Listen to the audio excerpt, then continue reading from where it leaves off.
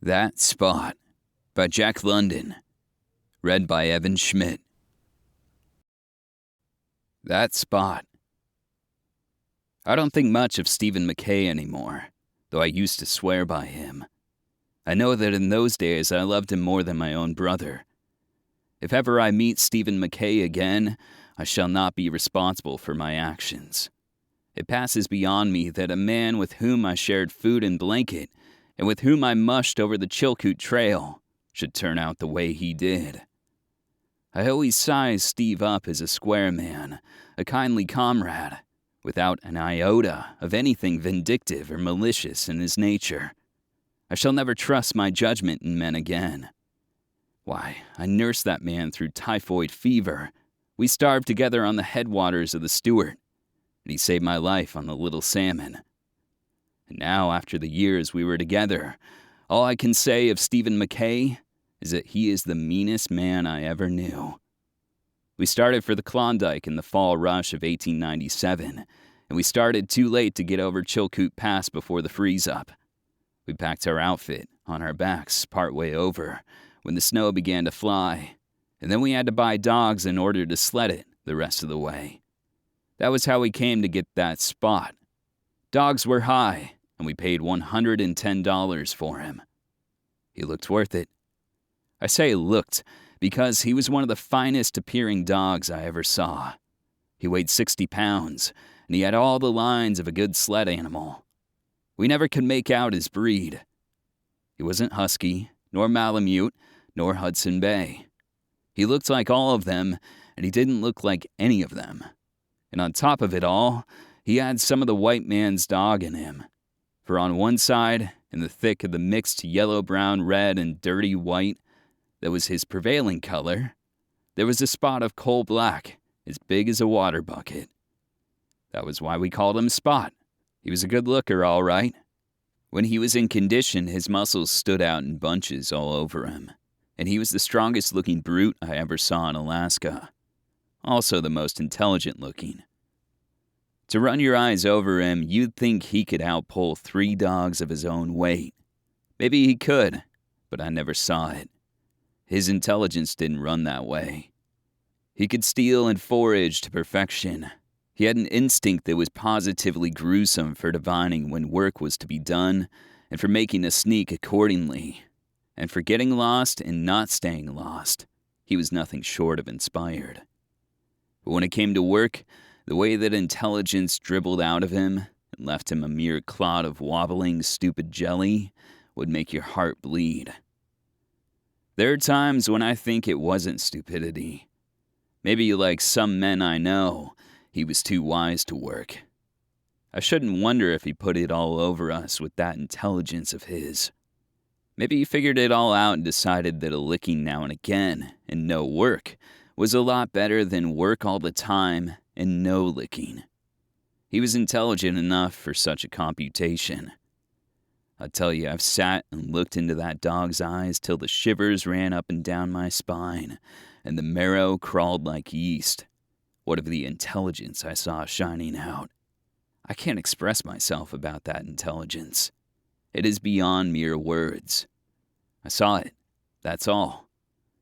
At times, it was like gazing into a human soul, to look into his eyes. And what I saw there frightened me and started all sorts of ideas in my own mind of reincarnation and all the rest. I tell you, I sensed something big in that brute's eyes. There was a message there, but I wasn't big enough myself to catch it. Whatever it was, I know I'm making a fool of myself. Whatever it was, it baffled me. I can't give an inkling of what I saw in the brute's eyes. It wasn't light. It wasn't color. It was something that moved, way back, when the eyes themselves weren't moving. And I guess I didn't see it move either. I only sensed that it moved. It was an expression. That's what it was. And I got an impression of it. No, it was different from a mere expression. It was more than that. I don't know what it was, but it gave me a feeling of kinship just the same. Oh no, not sentimental kinship. It was rather a kinship of equality. Those eyes never pleaded like a deer's eyes. They challenged. No, it wasn't defiance. It was just a calm assumption of equality. And I don't think it was deliberate. My belief is that it was unconscious on his part. It was there because it was there, and it couldn't help shining out. No, I don't mean shine. It didn't shine. It moved. I know I'm talking rot, but if you looked into that animal's eyes the way I have, you'd understand. Steve was affected the same way I was. Why, I tried to kill that spot once. He was no good for anything, and I fell down on it. I led him out into the brush, and he came along slow and unwilling. He knew what was going on. I stopped in a likely place, put my foot on the rope, and pulled my big Colts. And that dog sat down and looked at me. I tell you, he didn't plead. He just looked. And I saw all kinds of incomprehensible things moving. Yes, moving in those eyes of his.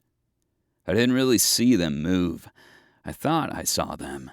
For as I said before, I guess I only sensed them. And I want to tell you right now that it got beyond me. It was like killing a man, a conscious, brave man, who looked calmly into your gun as much to say, "Who's afraid?" Then, too, the message seemed so near that, instead of pulling the trigger quick, I stopped to see if I could catch the message. There it was, right before me, glimmering all round in those eyes of his. Then it was too late. I got scared. I was trembly all over, and my stomach generated a nervous palpitation that made me seasick. I just sat down and looked at the dog, and he looked at me, till I thought I was going crazy. Do you want to know what I did? I threw down the gun and ran back to camp with the fear of God in my heart. Steve laughed at me. But I noticed that Steve led Spot into the woods a week later for the same purpose, and that Steve came back alone, and a little later Spot drifted back too. At any rate, Spot wouldn't work. We paid $110 for him from the bottom of our sack, and he wouldn't work. He wouldn't even tighten the traces. Steve spoke to him the first time we put him in harness, and he sort of shivered. That was all. Not an ounce on the traces. He just stood still and wobbled, like so much jelly. Steve touched him with the whip. He yelped, but not an ounce. Steve touched him again, a bit harder, and he howled, the regular long wolf howl. Then Steve got mad and gave him half a dozen, and I came on the run from the tent. I told Steve he was brutal with the animal, and we had some words, the first we'd ever had. He threw the whip down in the snow and walked away mad. I picked it up and went to it. That Spot trembled and wobbled and cowered before ever I swung the lash. And with the first bite of it, he howled like a lost soul. Next, he lay down in the snow. I started the rest of the dogs, and they dragged him along while I threw the whip into him. He rolled over on his back and bumped along, his forelegs waving in the air, himself howling as though he was going through a sausage machine. Steve came back and laughed at me, and I apologized for what I'd said. There was no getting any work out of that Spot, and to make up for it, he was the biggest pig glutton of a dog I ever saw. On top of that, he was the cleverest thief. There was no circumventing him. Many a breakfast, we went without our bacon because Spot had been there first. And it was because of him that we nearly starved to death up the Stewart. He figured out the way to break into our meat cache, and what he didn't eat, the rest of the team did. But he was impartial. He stole from everybody. He was a restless dog, always very busy snooping around or going somewhere. There was never a camp within 5 miles that he didn't raid. The worst of it was that they always came back on us to pay his board bill, which was just being the law of the land. But it was mighty hard on us, especially that first winter on the Chilkoot, when we were busted, paying for whole hams and sides of bacon that we never ate. He could fight too, that Spot. He could do everything but work. He never pulled a pound, but he was the boss of the whole team. The way he made those dogs stand around was an education. He bullied them, and there was always one or more of them fresh marked with his fangs. But he was more than a bully. He wasn't afraid of anything that walked on four legs. And I've seen him march, single-handed into a strange team, without any provocation whatever, and put the kibosh on the whole outfit. Did I say he could eat? I caught him eating the whip once. That's straight. He started in at the lash, and when I caught him, he was down to the handle and still going. But he was a good looker. At the end of the first week, we sold him for $75 to the mounted police. They had experienced dog drivers, and we knew that by the time he'd covered the 600 miles to Dawson, he'd be a good sled dog. I say we knew, for we were just getting acquainted with that spot. A little later, we were not brash enough to know anything where he was concerned. A week later, we woke up in the morning to the dangdest dog fight we'd ever heard. It was that spot come back and knocking the team into shape. We ate a pretty depressing breakfast, I can tell ya, but cheered up 2 hours afterward when we sold him to an official courier bound into Dawson with government dispatches. That spot was only 3 days in coming back, and as usual, celebrated his arrival with a roughhouse. We spent the winter and spring after our own outfit was across the pass, freighting other people's outfits, and we made a fat steak. Also, we made money out of Spot. If we sold him once, we sold him 20 times. He always came back, and no one asked for their money.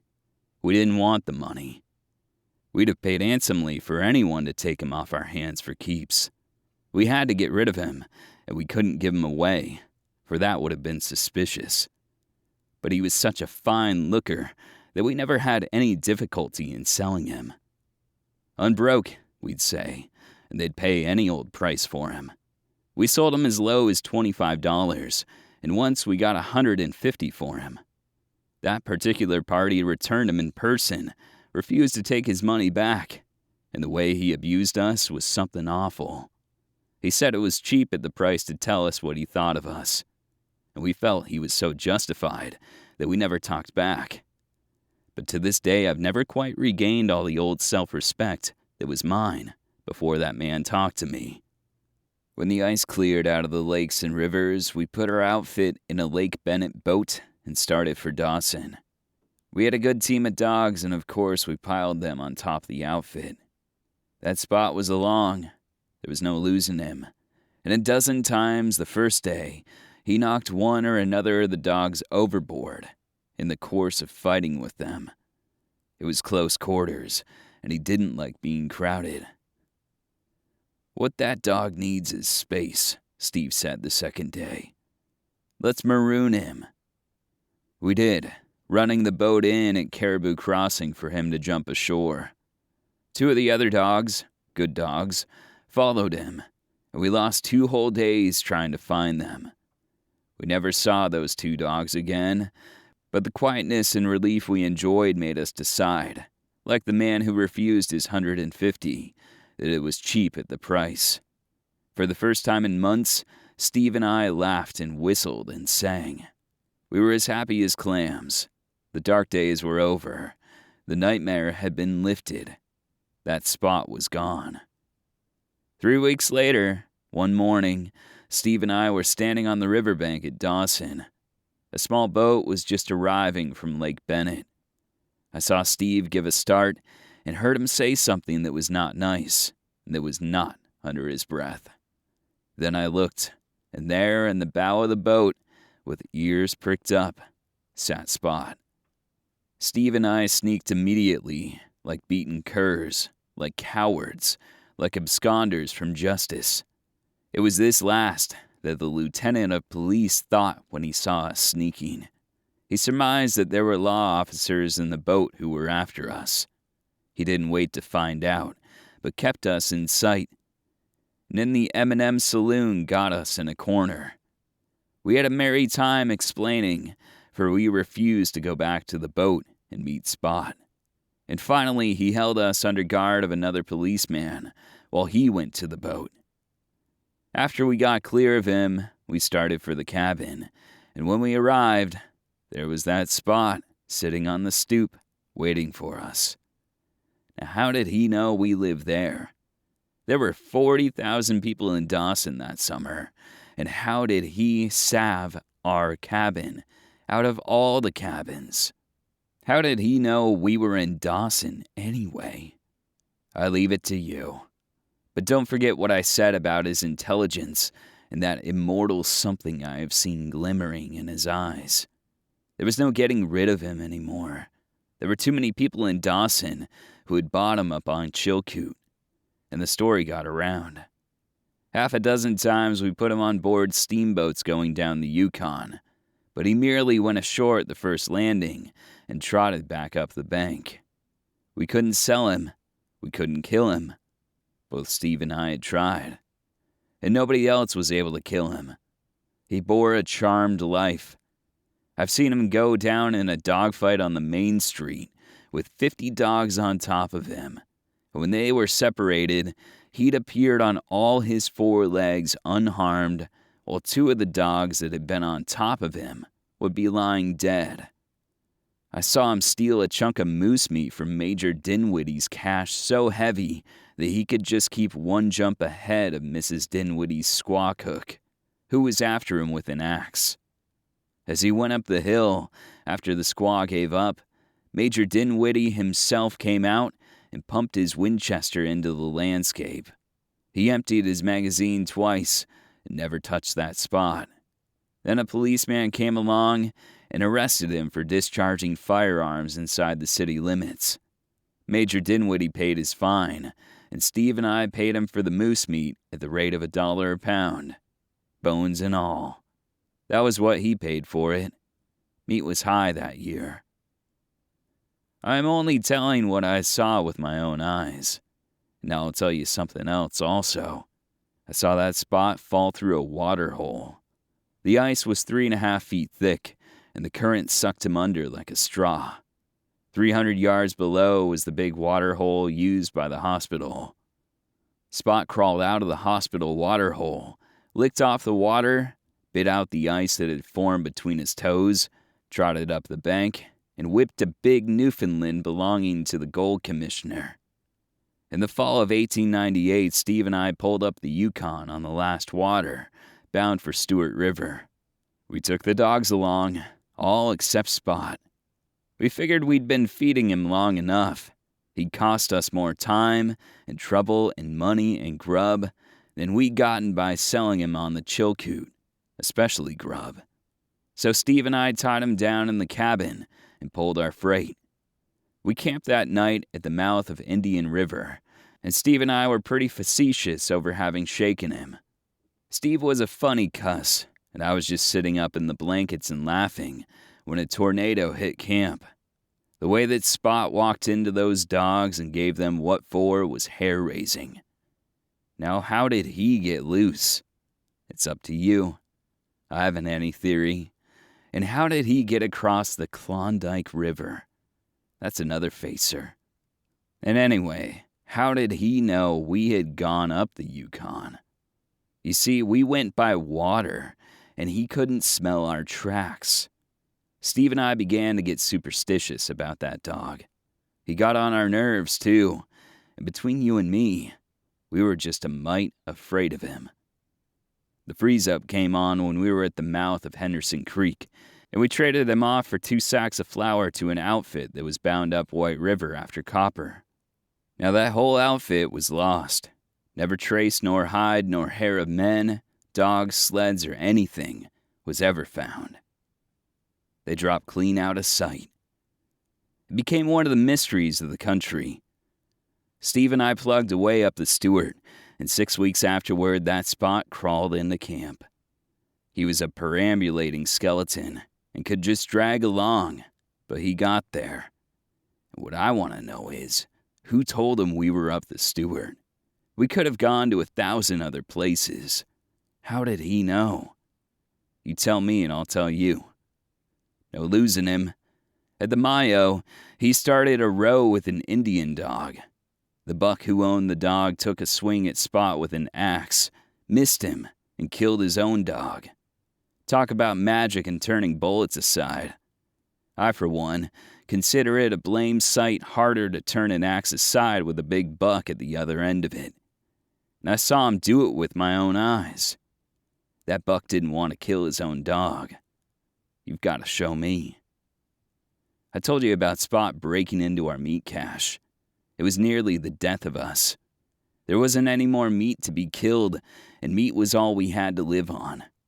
The moose had gone back several 100 miles, and the Indians with them.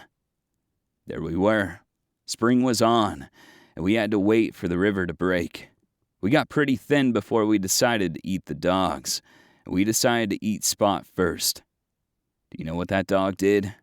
He sneaked. Now how did he know our minds were made up to eat him? We sat up nights laying for him, but he never came back, and we ate the other dogs. We ate the whole team. And now for the sequel. You know what it is when a big river breaks up and a few billion tons of ice go out, jamming and milling and grinding. Just in the thick of it, when the Stewart went out, rumbling and roaring, we sighted Spot out in the middle. He got caught as he was trying to cross up above somewhere. Steve and I yelled and shouted and ran up and down the bank, tossing our hats in the air. Sometimes we'd stop and hug each other. We were that boisterous. For we saw Spot's finish. He didn't have a chance in a million. He didn't have any chance at all. After the ice run, we got into a canoe and paddled down to the Yukon, and down the Yukon to Dawson, stopping to feed up for a week at the cabins at the mouth of Henderson Creek. And as we came into the bank at Dawson, there sat Spot, waiting for us. His ears pricked up, his tail wagging, his mouth smiling, extending a hearty welcome to us. Now how did he get out of that ice? How did he know we were coming to Dawson, to the very hour and minute, to be out there on the bank, waiting for us? The more I think of that Spot, the more I'm convinced that there are things in this world that go beyond science. On no scientific grounds can that Spot be explained. It's psychic phenomena, or mysticism, or something of that sort, I guess, with a lot of theosophy thrown in. The Klondike is a good country. I might have been there yet and become a millionaire if it hadn't been for Spot. He got on my nerves. I stood him for 2 years altogether, and then I guess my stamina broke. It was the summer of 1899 when I pulled out. I didn't say anything to Steve. I just sneaked. But I fixed it up all right. I wrote Steve a note and enclosed a package of rough-on rats, telling him what to do with it. I was worn down to skin and bone by that Spot, and I was that nervous that I'd jump and look around when there wasn't anybody within hailing distance. But it was astonishing the way I recuperated when I got quit of him. I got back 20 pounds before I arrived in San Francisco, and by the time I'd crossed the ferry to Oakland, I was my old self again. So that even my wife looked in vain for any change in me. Steve wrote to me once, and his letter seemed irritated. He took it kind of hard because I left him with Spot. Also, he said he'd used the rough-on rats, per directions, and that there was nothing doing. A year went by. I was back in the office, and prospering in all ways, even getting a bit fat. And then Steve arrived. He didn't look me up. I read his name in the steamer list and wondered why, but I didn't wonder long. I got up one morning and found that Spot chained to the gatepost and holding up the milkman. Steve went north to Seattle, I learned, that very morning. I didn't put on any more weight. My wife made me buy him a collar and tag, and within an hour, he showed his gratitude by killing her pet Persian cat. There's no getting rid of that Spot. He will be with me until I die, for he'll never die. My appetite is not so good since he arrived, and my wife says I'm looking peaked. Last night, that Spot got into Mr. Harvey's hen house. Harvey is my next-door neighbor, and killed 19 of his fancy-bred chickens. I shall have to pay for them. My neighbors on the other side quarreled with my wife and then moved out. Spot was the cause of it.